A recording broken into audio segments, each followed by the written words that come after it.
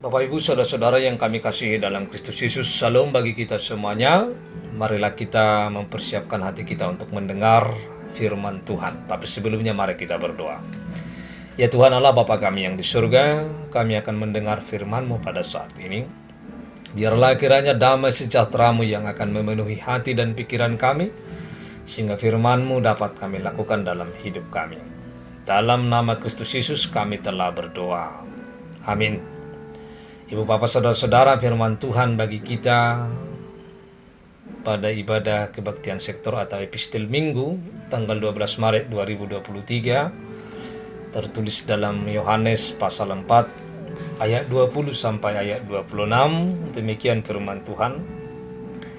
Nenek moyang kami menyembah di atas gunung ini, tetapi kamu katakan bahwa Yerusalemlah tempat orang menyembah. Kata Yesus kepadanya, percayalah kepadaku, hai perempuan, saatnya akan tiba bahwa kamu akan menyembah Bapa bukan di gunung ini dan bukan juga di Yerusalem. Kamu menyembah apa yang tidak kamu kenal, kami menyembah apa yang kami kenal. Sebab keselamatan datang dari bangsa Yahudi. Tetapi saatnya akan datang dan sudah tiba sekarang bahwa penyembah-penyembah benar akan menyembah Bapa dalam roh dan kebenaran. Sebab Bapa menghendaki penyembah-penyembah demikian. Allah itu roh, dan barang siapa menyembah Dia harus menyembahnya dalam roh dan kebenaran. Jawab perempuan itu kepadanya, aku tahu bahwa Mesias akan datang, yang disebut juga Kristus. Apabila Ia datang, Ia akan memberitakan segala sesuatu kepada kami. Kata Yesus kepadanya, akulah Dia yang sedang berkata-kata dengan engkau. Demikian pembacaan firman Tuhan, Ibu Bapak Saudara-saudara. Topik khotbah kita menyembah Allah dengan sepenuh hati. Di dalam firman ini kita melihat perbincangan antara Yesus dengan perempuan Samaria.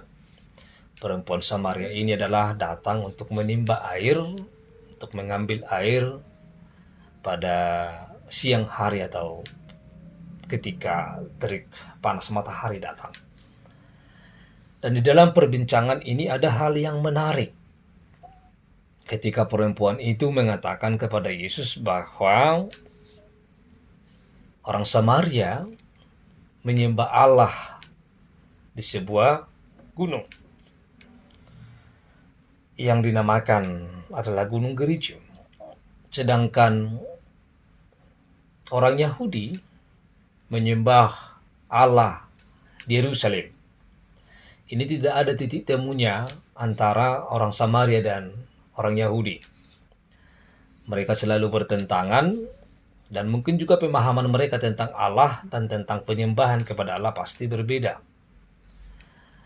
Dan di dalam firman ini kita melihat bahwa itu dijelaskan oleh perempuan Samaria kepada Yesus, bahwa orang Samaria menyembah Allah di gunung itu.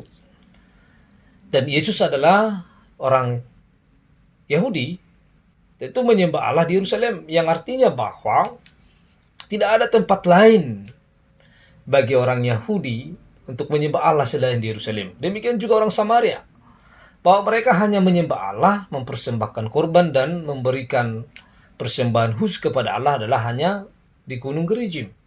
Hanya di Gerizim mereka mempersembahkan segala sesuatu. Sehingga tidak boleh di tempat yang lain berdoa. Sehingga tempat berdoa adalah hanya satu tempat bagi semua orang Samaria. Demikian juga bagi orang Yahudi, bahwa tempat berdoa adalah hanya satu tempat. Lalu Yesus menjawab itu. Pemahaman yang salah itu Yesus jawab bahwa Yesus menjelaskan bahwa Allah itu adalah bukan Allah yang dibatasi dalam satu tempat, tidak dibatasi juga dalam ruang dan waktu. Tetapi Allah itu adalah Allah yang maha kuasa, yang bisa hadir di mana-mana. Allah yang mampu untuk hadir di segala tempat dan di segala waktu.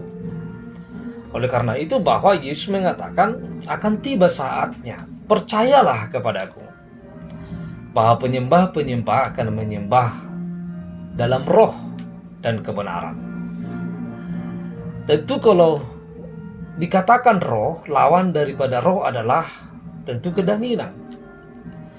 Dan kebenaran adalah, lawan katanya adalah kemunafikan. Sehingga dengan jelas bahwa ketika orang menyembah Allah adalah tentu bukan berdasarkan dagingnya, bukan berdasarkan atau kepuasan dagingnya. Tetapi bagi setiap orang yang menyembah Allah, yang mau Yesus jelaskan dalam nas ini adalah bahwa setiap orang yang menyembah Allah, baik itu dalam ibadah minggu, dalam ibadah pertanyaan, atau dalam ibadah apapun itu, bahwa harus ada persekutuan dengan Tuhan. Tidak boleh hanya bernyanyi, tidak boleh hanya bersekutu dengan sesama, tetapi tidak ada persekutuan dengan Tuhan. Maka dalam ibadah itu adalah yang lebih utama adalah persekutuannya kepada Tuhan. Sekalipun bahwa dalam persekutuan itu ada nyanyian, ada khotbah, ada musik, dan ada yang lain. Kalau tidak ada persekutuan, maka ibadah itu adalah bukan ibadah yang benar. Maka ibadah itu adalah harus memiliki persekutuan kepada Tuhan. Itu yang lebih utama. Dan persekutuan itu adalah bukan harus di satu tempat. Bukan harus di gereja yang full AC, bukan harus di gereja yang full musik, bukan harus di gereja yang gedungnya mewah, bagus, dan lain sebagainya. Tetapi dimanapun kita beribadah, yang paling utama adalah harus ada persekutuannya kepada Tuhan. Mau kita ibadah di pinggir jalan karena rumah ibadah mungkin belum ada, atau ketika kita beribadah di ruko, ketika kita beribadah di rumah, atau dimanapun kita beribadah, situasi kita beribadah, bahwa yang lebih utama dalam ibadah itu adalah bahwa kita memiliki persekutuan yang intim kepada Tuhan. Itu yang lebih utama. Sehingga bukan harus di Yerusalem, bukan harus di Gerizim, bukan harus di tempat yang lain, tetapi bahwa Tuhan bisa hadir di mana-mana, karena Tuhan itu adalah yang Maha Kuasa. Sehingga Tuhan disembah dalam roh dan kebenaran.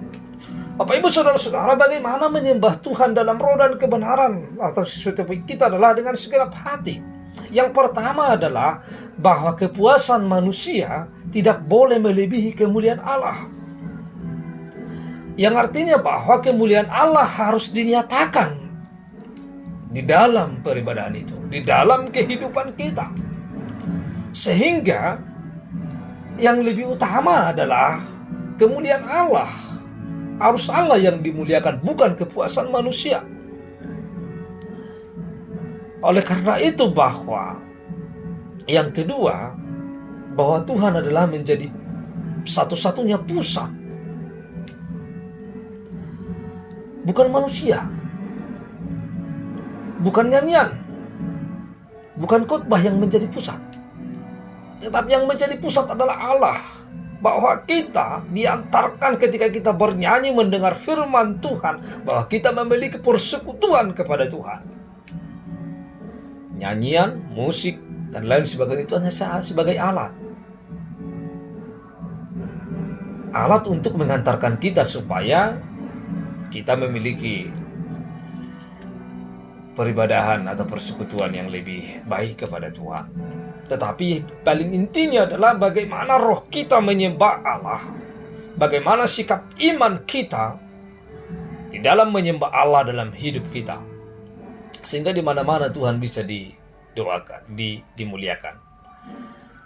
Yang artinya bahwa dimanapun manusia bisa berdoa. Tidak tergantung tempatnya. Bukan tergantung sejuknya suasana. Tetapi dimanapun manusia bisa menyembah Allah, memiliki persekutuan kepada Allah, sehingga persekutuan itu memuliakan Allah. Hidup kita memuliakan Allah di tengah-tengah persekutuan itu. Oleh karena itu menyembah Allah dengan sepenuh hati adalah bukan tergantung kepada situasi, bukan tergantung kepada tempat. Sepenuh hati itu adalah berarti bahwa hanya Allah yang kita muliakan dalam persekutuan itu. Tidak memuaskan diri kita, tetapi hanya Allah yang dipuaskan, hanya Allah yang dimuliakan melalui hidup kita. Oleh karena itu, Bapak Ibu Saudara-saudara, kita beribadah dengan sepenuh hati, bukan supaya memuaskan diri kita, tetapi kita ingin bertemu dengan Allah. Kita ingin bersekutu kepada Allah. Kita ingin memuliakan Allah dalam hidup kita. Semoga kita dapat beribadah dengan sepenuh hati. Mari kita berdoa. Ya Tuhan Allah Bapa kami yang di surga, kami telah mendengar firman-Mu. Biarlah pendengaran kami akan firman-Mu membawa persekutuan kami yang lebih indah lagi kepada Tuhan. Ajar kami untuk selalu beribadah kepadamu hanya untuk kemuliaan bagi nama-Mu. Dalam nama Kristus Yesus kami telah berdoa. Amin.